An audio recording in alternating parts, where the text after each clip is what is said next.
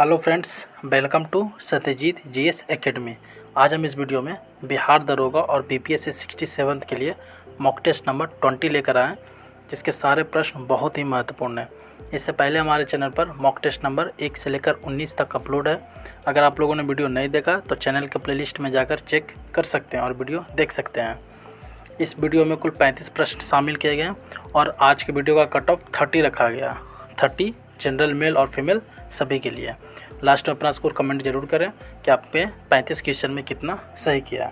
तो आइए वीडियो की शुरुआत करते हैं।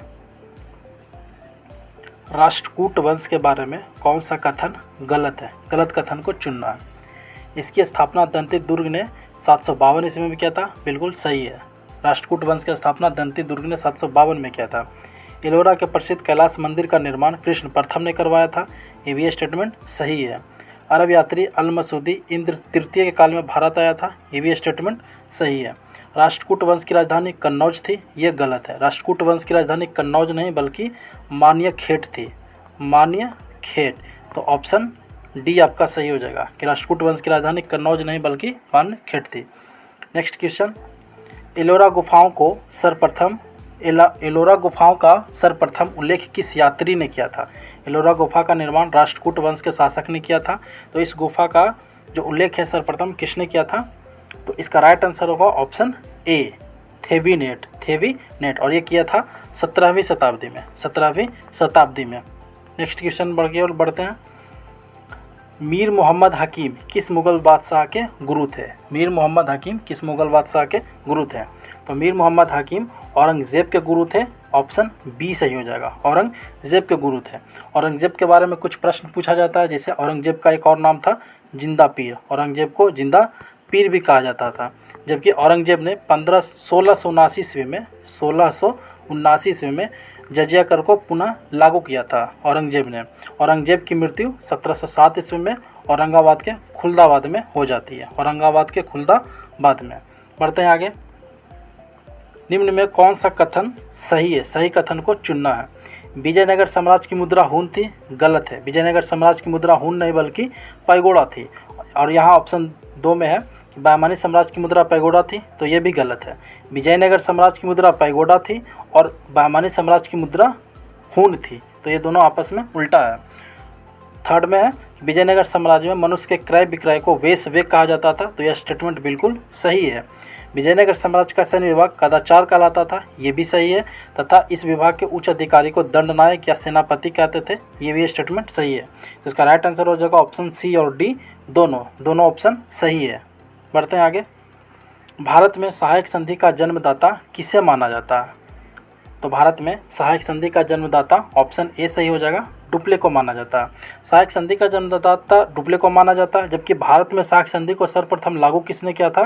तो लॉर्ड वेल्जली ने किया था 1798 ईस्वी में। और सहायक संधि को अपनाने वाला प्रथम जो शासक था वो था हैदराबाद के निज़ाम। बढ़ते हैं आगे। विश्व का दूसरा सबसे बड़ा महाद्वीप कौन है? विश्व का दूसरा सबसे बड़ा महाद्वीप कौन है? तो विश्व का दूसरा सबसे बड़ा महाद्वीप ऑप्शन बी सही हो जाएगा, अफ्रीका है। दूसरा सबसे बड़ा महाद्वीप अफ्रीका है। जबकि एशिया सबसे बड़ा महाद्वीप है और उत्तरी अमेरिका तीसरा सबसे बड़ा महाद्वीप है। उत्तरी अमेरिका की बात करें तो उत्तरी अमेरिका की खोज कोलंबस ने 1492 ईस्वी में किया था और उस समय इसका नाम नई दुनिया रखा था, नई दुनिया। बढ़ते हैं अगले प्रश्न की ओर। विश्व का अन्न भंडार या रोटी की डलिया किसे कहा जाता है? विश्व का अन्न भंडार या रोटी की डलिया किसे कहा जाता है? तो विश्व का अन्न भंडार या रोटी की डलिया ऑप्शन ए सही हो जाएगा, यूक्रेन को कहा जाता है। विश्व का रोटी का भंडार या रोटी की डलिया यूक्रेन को कहा जाता है। निम्न में गलत कथन को चुनें। गलत कथन को चुनना है। ऑस्ट्रिया एवं इटली के बीच ब्रेनर दर्रा मार्ग प्रदान करता, बिल्कुल सही है। पो नदी को इटली की गंगा कहा जाता है, ये भी सही है। फ्रांस की सीन नदी इंग्लिश चैनल में गिरती है, ये भी सही है। पेरिनीज पर्वत फ्रांस एवं पुर्तगाल के बीच सीमा बनाती है, ये गलत है। फ्रांस और पुर्तगाल के बीच नहीं बल्कि फ्रांस और स्पेन के बीच सीमा बनाती है, फ्रांस और स्पेन के बीच। तो ऑप्शन डी आपका सही हो जाएगा कि पेरिनीज पर्वत फ्रांस एवं स्पेन के बीच सीमा बनाती है। यहाँ पुर्तगाल नहीं स्पेन होगा। बढ़ते हैं आगे। सरगैसो सागर को सर्वप्रथम किस देश के नाविकों ने देखा था? वेरी वेरी इंपॉर्टेंट क्वेश्चन होगा ये। सरगैसो सागर को सर्वप्रथम स्पेन के नाविकों ने देखा था, तो ऑप्शन ए सही हो जाएगा, स्पेन के नाविकों ने। बढ़ते हैं आगे। नाइट्रोजन गैस वायुमंडल में कितने किलोमीटर की ऊंचाई तक फैला हुआ है? आपको पता है कि वायुमंडल में सर्वाधिक पाया जाने वाला गैस नाइट्रोजन है, जो कि लगभग में 79% पाया जाता है, लगभग में 79% पाया जाता है। तो कितने किलोमीटर की ऊंचाई तक फैला हुआ है? तो ये ऑप्शन सी सही हो जाएगा इसका, 128 किलोमीटर की ऊंचाई तक फैला हुआ है। नाइट्रोजन में वायुमंडल में नाइट्रोजन गैस 128 किलोमीटर की ऊंचाई तक फैला हुआ है। बढ़ते हैं आगे। संविधान के लागू होने के समय संघ सूची में कितने विषय थे? जिस समय संविधान लागू हुआ था तो उस समय संघ सूची में कितने विषय थे? तो उस समय संविधान में के संघ सूची में टोटल 97 विषय थे, ऑप्शन बी सही हो जाएगा, 97 विषय थे। जबकि अभी वर्तमान में बात करें तो वर्तमान में संघ सूची में टोटल 100 विषय शामिल है, टोटल 100 विषय शामिल है। जबकि ये राज्य सूची, जिस समय संविधान लागू हुआ था उस समय राज्य सूची में विषय की संख्या 61 थी, और अभी वर्तमान में राज्य सूची में विषय की संख्या 66 है। तो ये दोनों ऑप्शन भी इम्पोर्टेंट होगा। बढ़ते हैं आगे। राज्यसभा के सदस्यों का निर्वाचन किस देश के संविधान से लिया गया? Very very important question. ऐसा ही प्रश्न इस बार एसआई मेंस में पूछा गया था, बिहार दरोगा एसआई मेंस में। तो राज्यसभा के सदस्यों का निर्वाचन दक्षिण अफ्रीका के संविधान से लिया गया, तो ऑप्शन ए सही हो जाएगा, दक्षिण अफ्रीका के संविधान से। जबकि राज्यसभा में 12 सदस्यों का मनोनयन भी किया जाता है राष्ट्रपति के द्वारा, तो वो जो मनोनीत सदस्य होते हैं वो आयरलैंड के संविधान से लिया गया, वो आयरलैंड के संविधान से लिया गया। तो इम्पोर्टेंट होगा ये क्वेश्चन। दोस्तों, अगर ये वीडियो आपको पसंद आ रहा, क्वेश्चन अच्छे लग रहे हो, तो वीडियो को लाइक कीजिए, अपने दोस्तों के साथ शेयर कीजिए, और अभी तक आपने हमारे चैनल को सब्सक्राइब नहीं किया तो चैनल को सब्सक्राइब कीजिए, बेल आइकन को प्रेस कीजिए। बढ़ते हैं आगे। लिखित संविधान की अवधारणा किस देश की देन है? Very very important question. लिखित संविधान की अवधारणा फ्रांस की देन है, ऑप्शन डी सही हो जाएगा, लिखित संविधान की अवधारणा फ्रांस की देन है। बढ़ते हैं आगे। भारतीय राजनीतिक व्यवस्था में सर्वोच्च कौन है? भारतीय राजनीतिक व्यवस्था में सर्वोच्च कौन है? तो भारतीय राजनीतिक व्यवस्था में सर्वोच्च संविधान होता है, ऑप्शन ए सही हो जाएगा, संविधान होगा। जबकि संसद की बात करें तो संसद का निर्माण लोकसभा, राज्यसभा और प्रेसिडेंट के मिलने से होता है, लोकसभा, राज्यसभा और प्रेसिडेंट के मिलने से होता है। बढ़ते हैं आगे। किस अनुच्छेद में उपाधियों के अंत का वर्णन किया गया? वेरी वेरी इंपॉर्टेंट क्वेश्चन, जो कि मौलिक अधिकार में आता है। तो किस अनुच्छेद में उपाधियों के अंत का वर्णन किया गया? तो ये आर्टिकल 18 में किया गया, यानी अनुच्छेद 18 में, ऑप्शन डी सही हो जाएगा, आर्टिकल 18 में। जबकि 15 में बात करें तो जाति, धर्म, लिंग के आधार पर किसी प्रकार का भेदभाव का निषेध किया गया। जबकि 16 में बात करें तो अवसर की समानता का उल्लेख किया गया। 17 में बात करें तो अस्पृश्यता का अंत किया गया, और 18 में उपाधि का अंत किया गया। तो चारों अनुच्छेद इंपॉर्टेंट है, ध्यान रखें। राज्य पुनर्गठन आयोग कब गठित हुआ था? राज्य पुनर्गठन आयोग कब गठित हुआ था? तो ये 1953 में गठित हुआ था, ऑप्शन बी सही हो जाएगा, 1953 में। बढ़ते हैं आगे। अच्छा, 1957 की बात करें तो 1957 में बलवंत राय मेहता समिति का गठन किया गया था, जिन्होंने त्रिस्तरीय पंचायती राज व्यवस्था का सुझाव दिया था 1957 में। बढ़ते हैं आगे। कौन लगातार 2 बार उपराष्ट्रपति तथा 1 बार राष्ट्रपति बने हैं? 2 बार उपराष्ट्रपति लगातार और 1 बार राष्ट्रपति बने।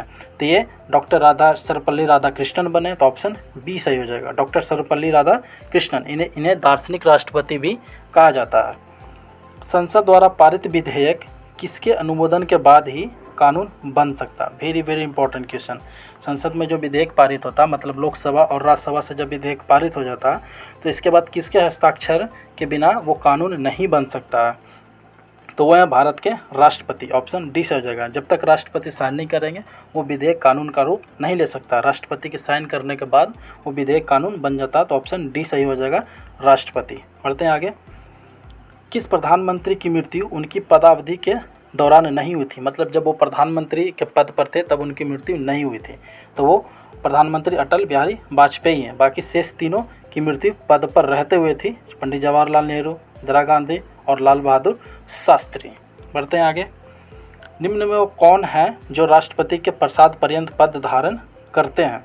मतलब राष्ट्रपति जब चाहें उनके उस पद से उन्हें हटा सकते हैं। तो ये भारत के महान्यायवादी होते हैं, ऑप्शन सी सही हो जाएगा, ऑप्शन सी सही हो जाएगा। भारत के न्यायवादी की बात करें तो ये आर्टिकल 76 में इनका वर्णन है, और ये राष्ट्रपति के प्रसाद पर्यंत पद को धारण करते हैं। जबकि शेष जो ऑप्शन में है, मुख्य निर्वाचन आयुक्त, महानियंत्रक, लेखक परीक्षक और भारत का मुख्य न्यायाधीश, इन तीनों को संसद में पारित अधिनियम के द्वारा ही हटाया जा सकता है।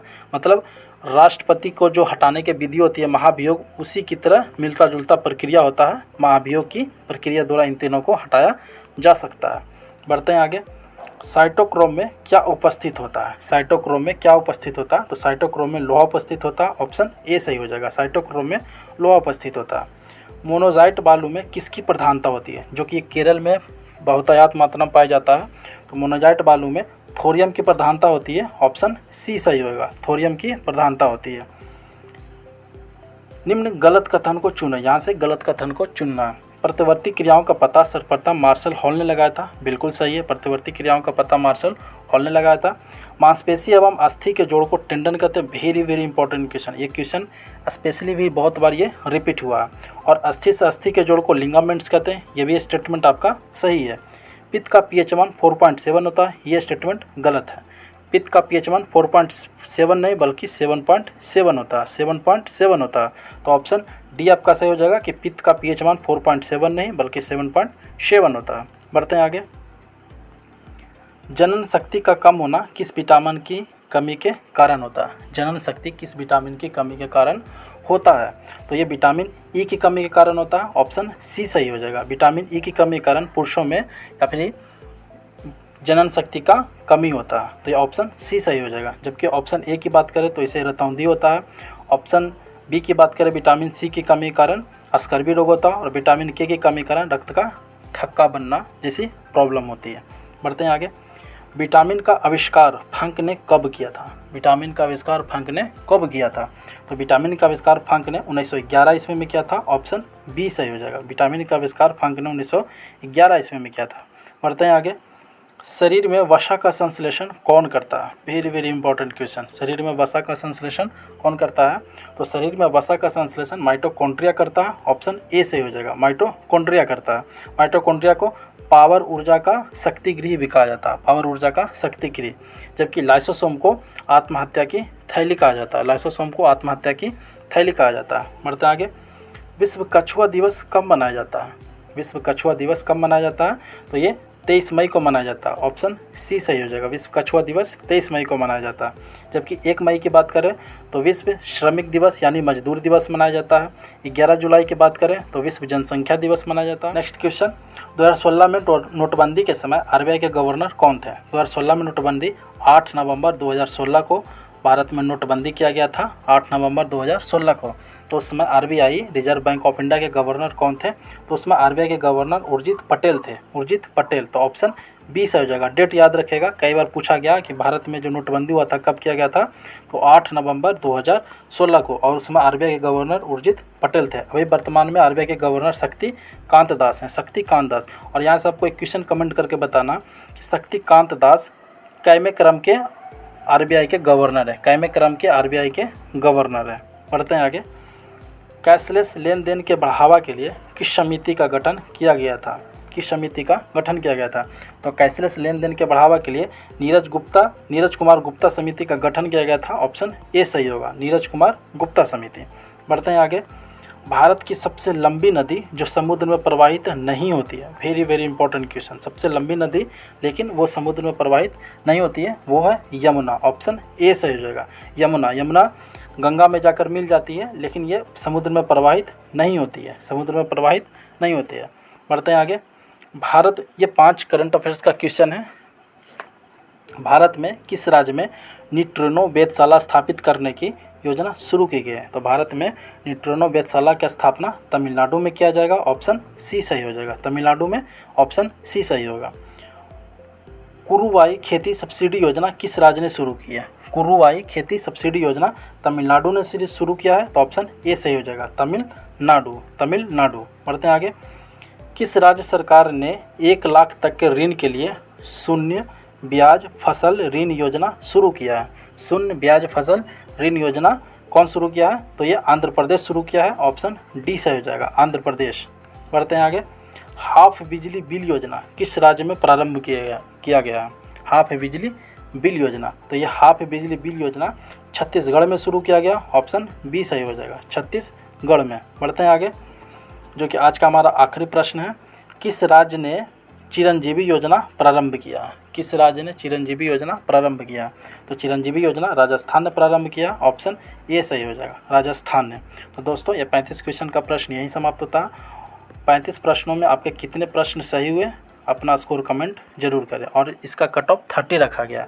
तो 35 प्रश्नों में आपके कितने सही है कमेंट जरूर करें। और ये क्विज का प्रश्न है जिसका जवाब आपको कमेंट में देना है। सुपरस्टार दिलीप कुमार को दादा साहेब फाल्के पुरस्कार कब मिला था? अभी हाल ही में इनका देहांत हुआ, तो इन्हें दादा साहब फाल्के पुरस्कार कब मिला था ये बताना है। तो वीडियो यहीं समाप्त होता है। आपको वीडियो कैसा लगा अपना महत्वपूर्ण सुझाव हमें ज़रूर दें, और वीडियो आपको पसंद आया हो तो इस वीडियो को लाइक कीजिए, अपने दोस्तों के साथ शेयर कीजिए, और अभी तक आपने हमारे चैनल को सब्सक्राइब नहीं किया तो इस चैनल को सब्सक्राइब कीजिए, बेल आइकन को प्रेस कीजिए। तब तक के लिए जय हिंद, जय भारत।